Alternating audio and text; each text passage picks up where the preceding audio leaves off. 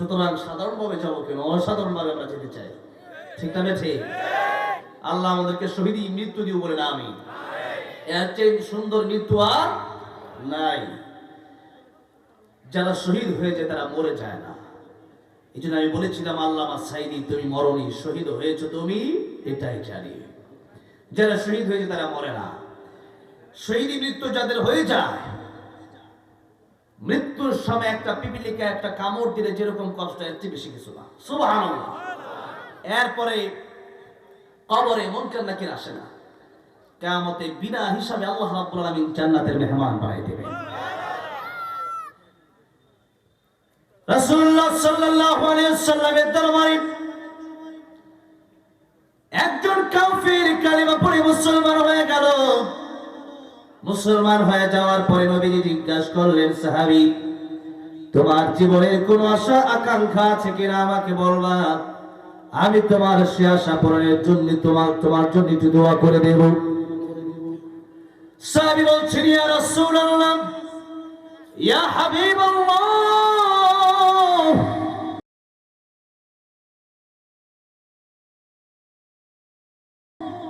আমার জীবনে কোনো আশা নাই।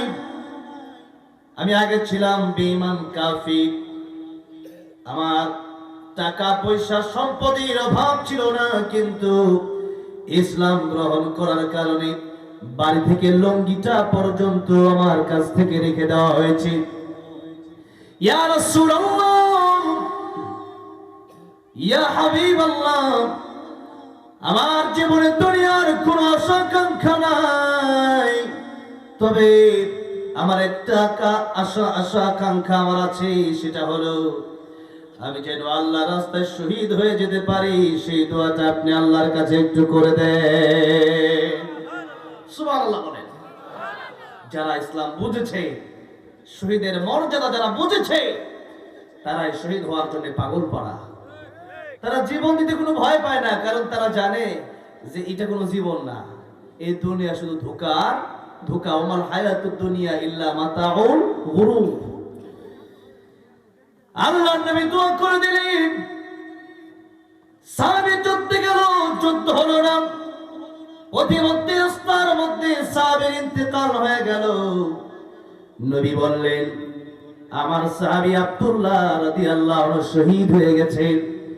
যদিও যুদ্ধের ময়দানে যুদ্ধ করতে পারে নাই, কিন্তু আল্লাহর দ্বীনের রাস্তায় যুদ্ধ করার জন্য যেহেতু গিয়েছে, আল্লাহর দ্বীনের রাস্তায় যারা ইন্তেকাল করবে তাদেরকে শহীদি মর্যাদা দান করে দেওয়া হবে।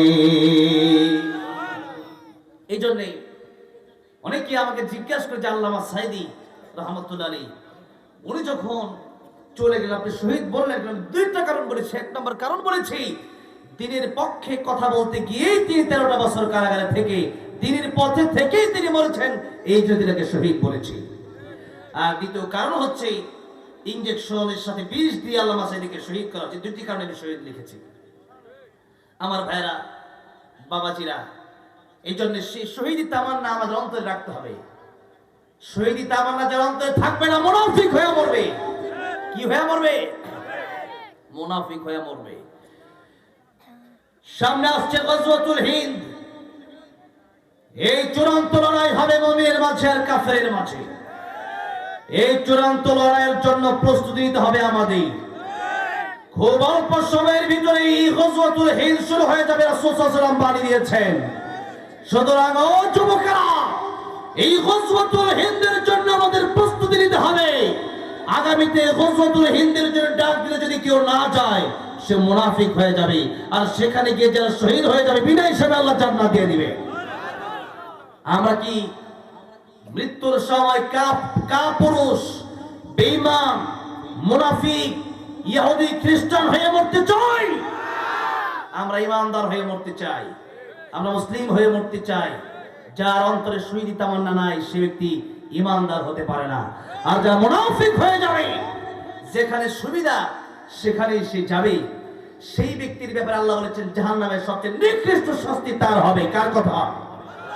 কার কথা? আল্লাহ বলছেন, ইন্নাল মুনাফিকিনা ফিদ-দারকিল আসফালি মিনান নার ولن تجد لهم نصيرا আল্লাহ বলছেন কিয়ামতের ময়দানে মুনাফিকের শাস্তি এমন হবে জাহান্নামের সবচেয়ে তলদেশে থাকবে মুনাফিকেরা।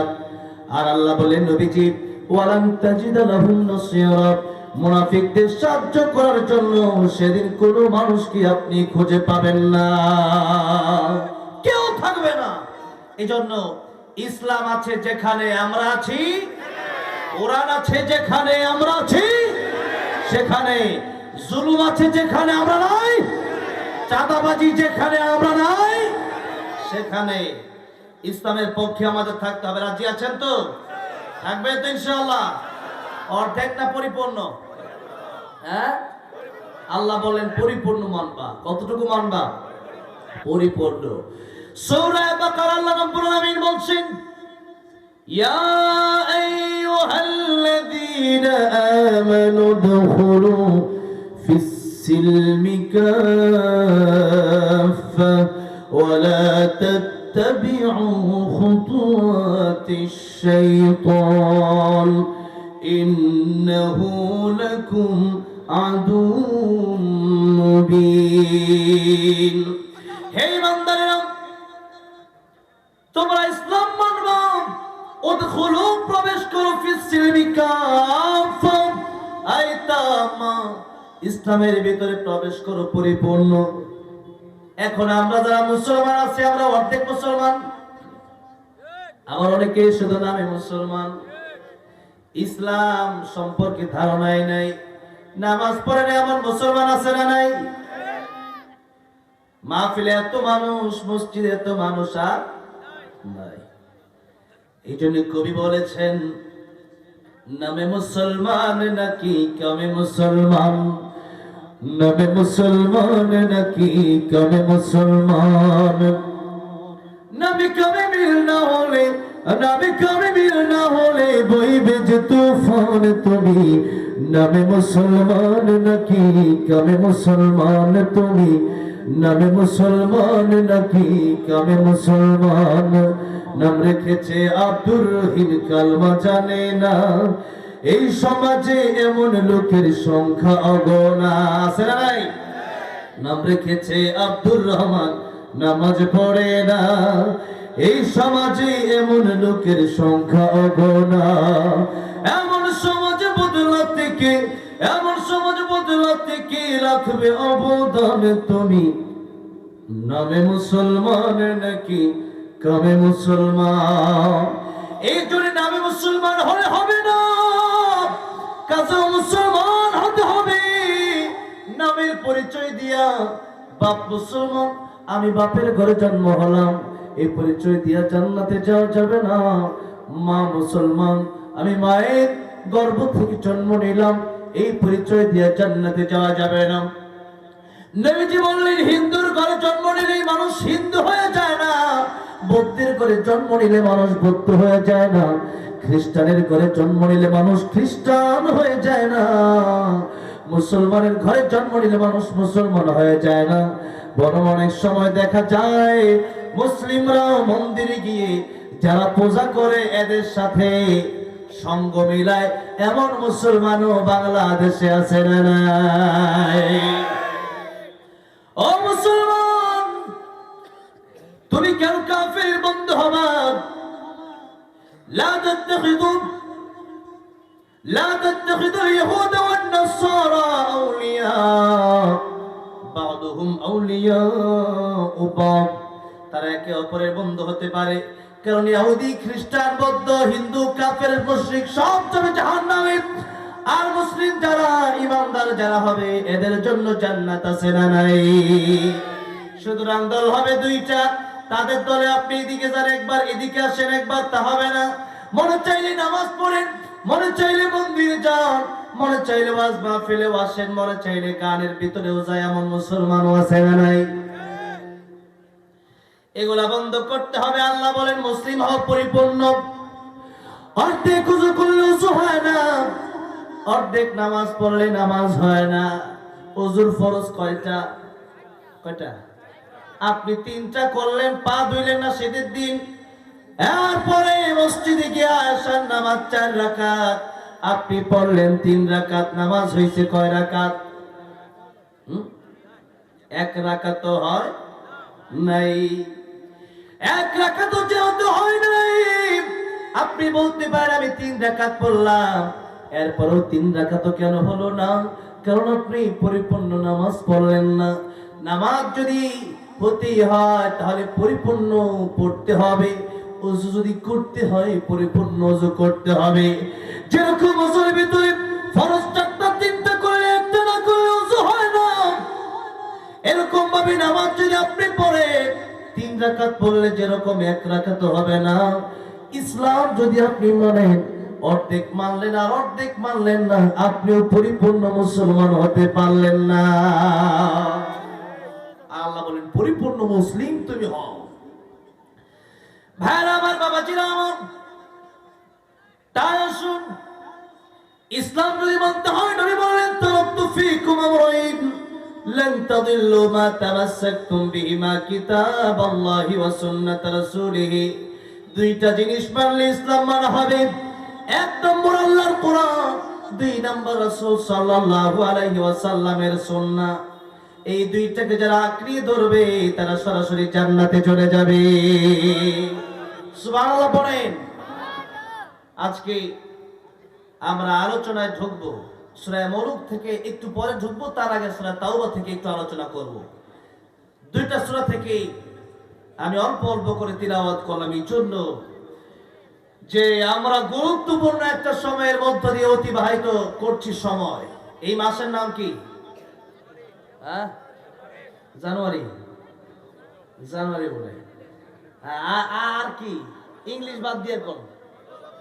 হ্যাঁ, রজব। মাশাআল্লাহ। আর কি? পৌষ মাস। আমাদের দেশে সমস্যা কি জানেন? বাঙালি হইছি, বাংলায় জানি না নাকি? অনেকে ইংলিশ ভালো জানে, বাংলা অনেকে, চেয়ারের বাংলা কি জানে না, ফ্যানের বাংলা কি জানে না। এই যে কয়েকজন কেতারা, এরপরে কি বলে এটাকে, আরো বিভিন্ন জিনিস আছে যেগুলোর নাম, চেয়ার, টেবিল, ফ্যান, এগুলোর নাম বাংলায় জানে না, শার্ট, প্যান্ট। এজন্য বাঙালি আমরা, এটা আমাদের একটা পরিচয়। তবে তার আগে আমাদের বড় পরিচয় হলো আমরা মুসলমান। বাঙালির আগে আমাদের পরিচয়ের নাম কি? আমরা মুসলমান। এই হচ্ছে আমাদের বড় পরিচয়। যখন কানাডা যাবেন, লন্ডন যাবেন, সৌদি আরব উমরা করতে যাবেন, তখন ন্যাশনালিটি চেক করা হয়। চেক করা হয় না? কবরে যাওয়ার পরও এরকম চেক করা হবে যে পরিচয় কি। পরিচয়ের ভিতরে দেখা হবে না কে বাংলাদেশি আর কে পাকিস্তানি আর কে ইন্ডিয়ান, দেখা হবে কার পরিচয় মুসলমান। ঠিক না বেঠে?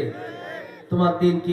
ইন্নাদ দীনা ইনদাল্লাহিল ইসলাম। ইসলাম ছাড়া আল্লাহর কাছে কোনো ধর্মের কোনো পাত্তা নাই। ইসলাম ছাড়া যত ধর্ম আছে এগুলো কোনো ধর্মই না, এগুলো কোনো ধর্মই না, এগুলো আল্লাহর কাছে এগুলোর ভিত্তি নাই। এই জন্য ধর্ম পৃথিবীতে একটাই, সেটার নাম হলো ইসলাম। সেটার নাম কি? ইসলাম। এটা হচ্ছে আমাদের বড় পরিচয়।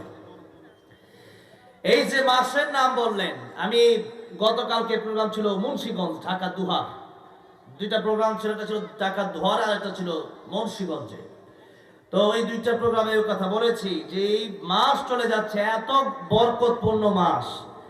এই মাস যখন, এই মাসের রজবের চাঁদ যখন উঠত, এটা কি মাস বলেছি? রজব মাস। এই আরবি মাস, আমাদের আরবি অনেকে জানা নাই, আমরা আরবি শিখতে অনেকেই অনাগ্রহী।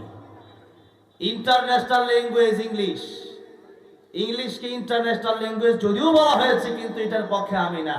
ইংলিশ এটা একদিন শেষ হয়ে যাবে, কিন্তু একটা ভাষা যেটার কোনো শেষ নাই, সেই ভাষার নাম হলো আরবি ভাষা। সেই ভাষা কোন ভাষা? আরবি ভাষা। কোরআনের ভাষা কি? জান্নাতের ভাষা কি হবে? কবরের ভাষা কি? আমার নবীর ভাষা কি? মক্কা মদিনার ভাষা কি? সব প্রিয় ভাষাই তো আরবি ভাষা। এরপরেও আমরা আরবি শিখতে নারাজ। এই যে আরবি মাস, এই মাসের নাম জানা থাকা ফরজে কিফায়া। কিছু মানুষের এই মাসের নাম জানা থাকতে হবে, আর তা নাহলে সবাই গুনাহগার হবেন। আরবি মাসের সাথে আমাদের ইবাদতের সম্পর্ক আছে না নাই? ইংরেজির সাথে কোনো ইবাদতের সম্পর্ক নাই। এরপরে বাংলা মাসের সাথে আমাদের কোনো ইবাদতের সম্পর্ক নাই। এগুলো পরে মানুষ বানাইছে। তবে কথা হচ্ছে 12টা যে মাস আছে এই মাসের সৃষ্টি করলেন কে? আল্লাহ। অনেকে বুঝে বলছে, অনেকে না বুঝে বলছে যে আমি দেখাইছি আল্লাহকে। দেখেন সূরা তাওবায় আল্লাহ বলছেন, ইন্না ইদ্দাতাশ শুহুরি ইনদাল্লাহি 12 শাহরান ফি কিতাবিল্লাহি ইয়াওমা খালাকাস সামাওয়াতি ওয়াল আরদা মিনহা আরবাতুন হুরুম।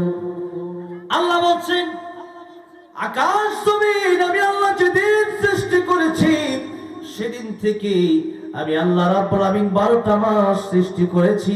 সেদিন থেকে আমি আল্লাহর গণনায় 12টা মাস রয়েছে। জুড়ে বলেন সুবহানাল্লাহ। তার মানে 12 মাসের উৎপত্তি কোন মানুষ করে না। এই 12টা মাসের সিস্টেম কে করছে? আল্লাহ নিজেই করছে। আমরা অনেকে এতদিন জানতাম যে 12 মাস আসলো কোন জায়গা থেকে, আজকে জানলেন 12 মাসের এই গণনার সিস্টেম চালু করছে স্বয়ং কে? আল্লাহ নিজেই। আল্লাহ বলছেন ইসনা আশারা শাহরা, 12টা মাস আমি আল্লাহর গণনায় সেদিন থেকে যেদিন তোমরা জন্ম হও নাই, যেদিন পৃথিবী আমি আল্লাহ সৃষ্টি করলাম আকাশ জমিন, সেদিন থেকে আল্লাহর গণনায় মাস কয়টা? 12টা। এগুলোর নাম কি? জানুয়ারি, ফেব্রুয়ারি, হ্যাঁ? এই যে রজব, শাবান, রমজান, শাওয়াল, জিলকদ, জিলহজ, মুহররম, এগুলো হচ্ছে আল্লাহর গণনায় 12 মাস।